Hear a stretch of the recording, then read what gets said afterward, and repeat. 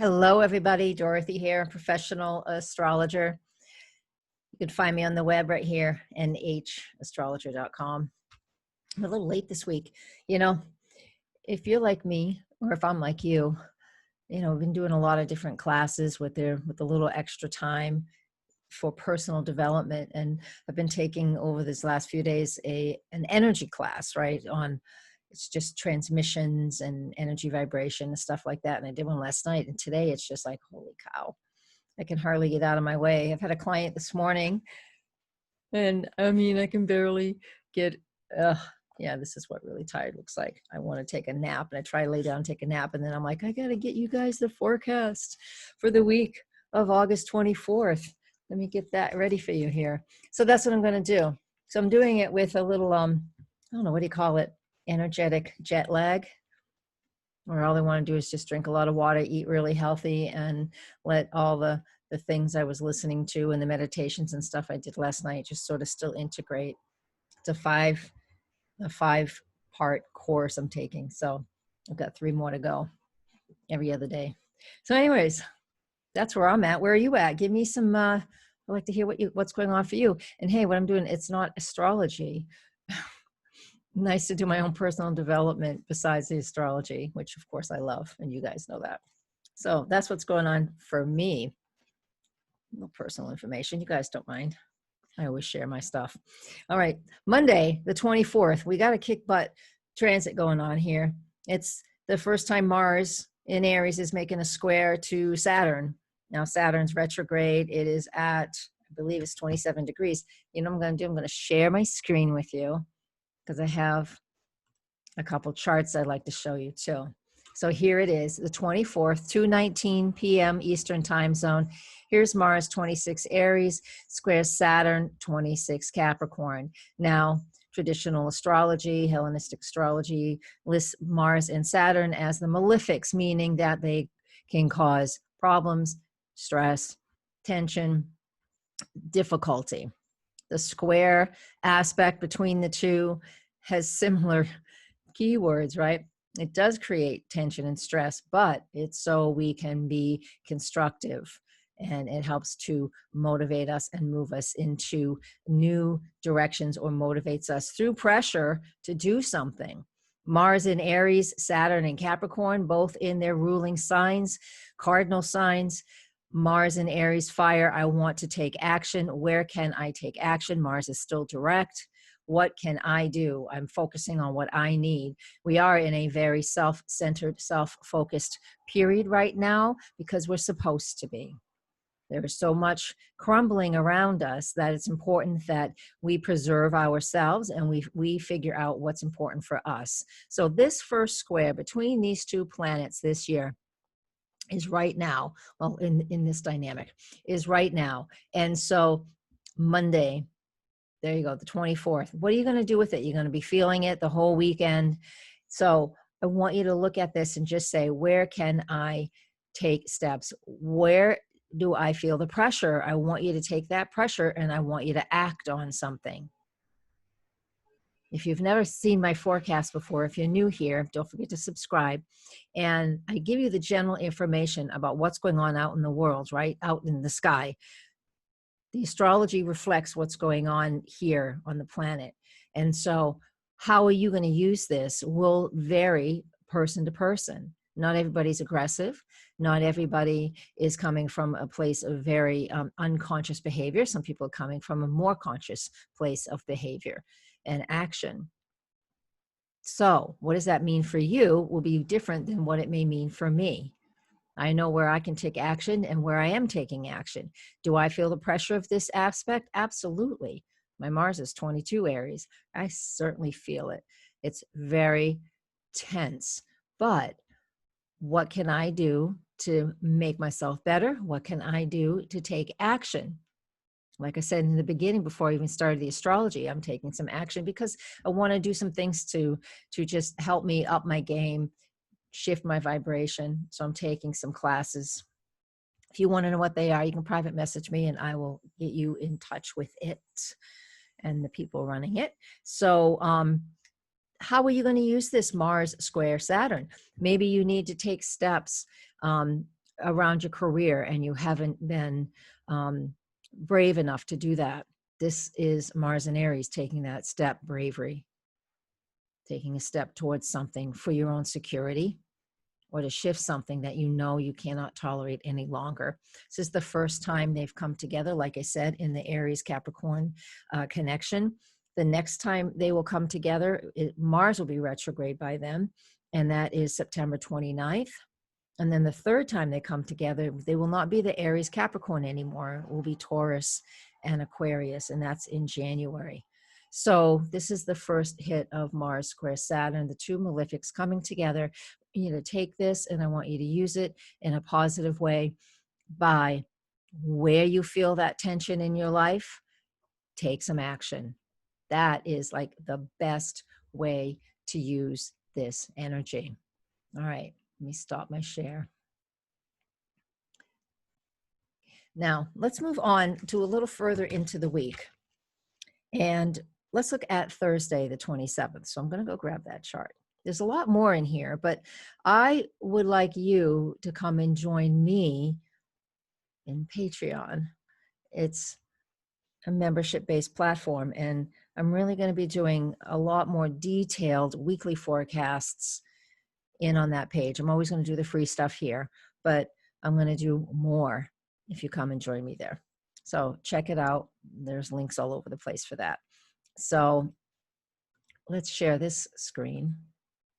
And this is the next aspect I want to talk about for the week of August 24th. And so this will be on Thursday, August 27th. And it is nice. This is Venus trine Neptune. Of course, we don't know a whole lot about boundaries when these watery energies come together, but that's okay. We still have Mars squaring Saturn. See, right here, it's still there. It hasn't gone that far away because Mars is stationing soon. So he's moving really slow. So we may feel that tension, but simultaneously, by the time we get to Thursday, and even before that, you know, when we see this Venus in Cancer, it's just like, oh, home, family, I'm valuing those things in such an immense amount. My emotions are very sensitive, and making that trine to Neptune in its own sign as well, Pisces. We have so many planets in rulership right now. It's amazing. So that means things are the way they're supposed to be, as hard as that might be for some people to hear. But take this trine aspect between Venus and Neptune, and that can smooth over some of the rough edges, right? There's a few things this can do. And again, we have our own choices on how we want to use these energies. We can use this by setting up boundaries, because we need to set up boundaries because there's too much coming in. Whether you're a sensitive or there's just too many people around you and you know you need to stay away from the harsher energies, that's what we can do with this Venus trine Neptune this week, all right?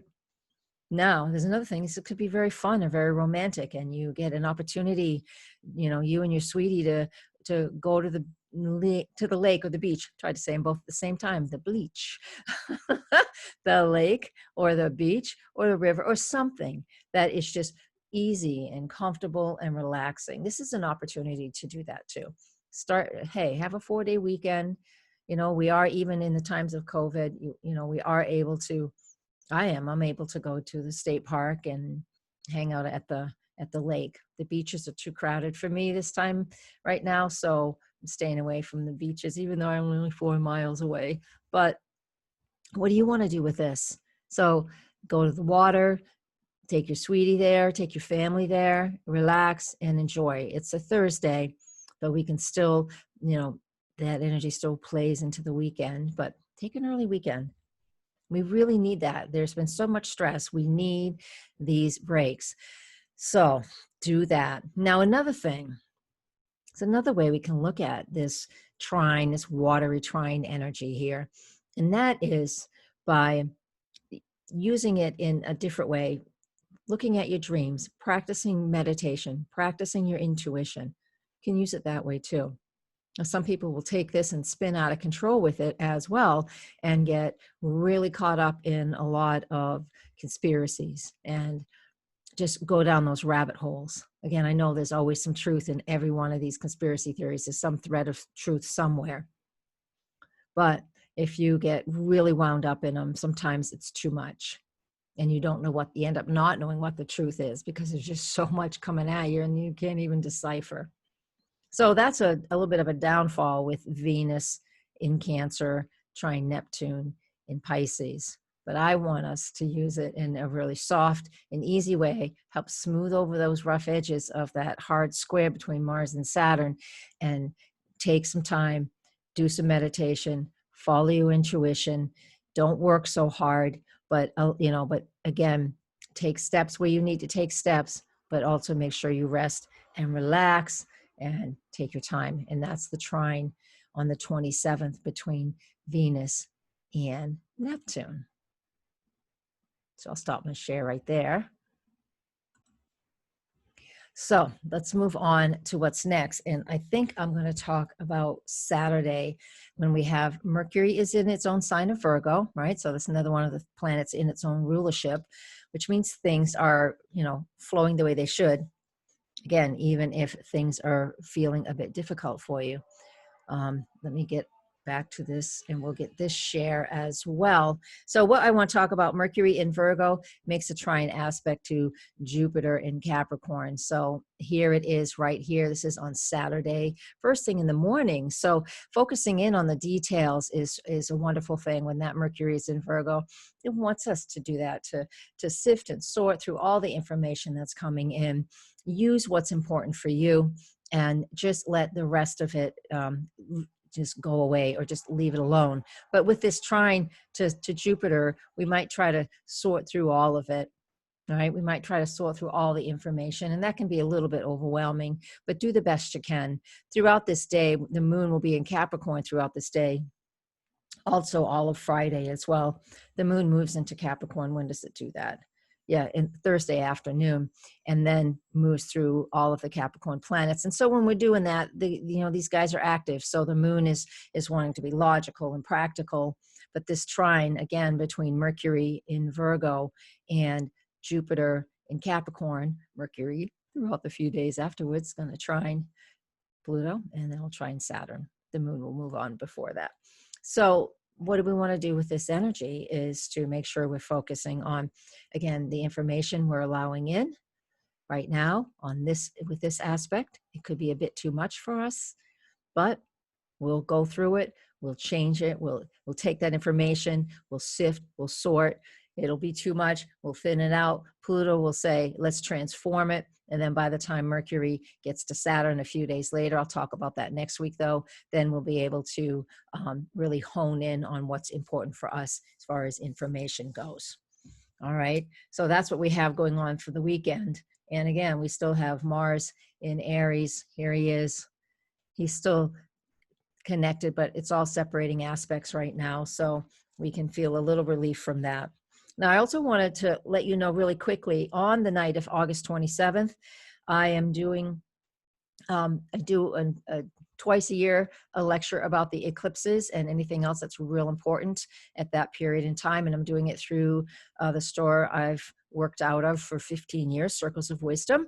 And it's on the eclipses. So it is Thursday night, the 27th from 7 to 9. I'm going to talk about the eclipses that we're going to have in the fall. And I'm also going to talk about Mars retrograde. And that starts on September 9th, Mars retrograde. So if you want to come to that, I'll have that link. It's right on my website too, but here on YouTube, I'll have that link posted below as well.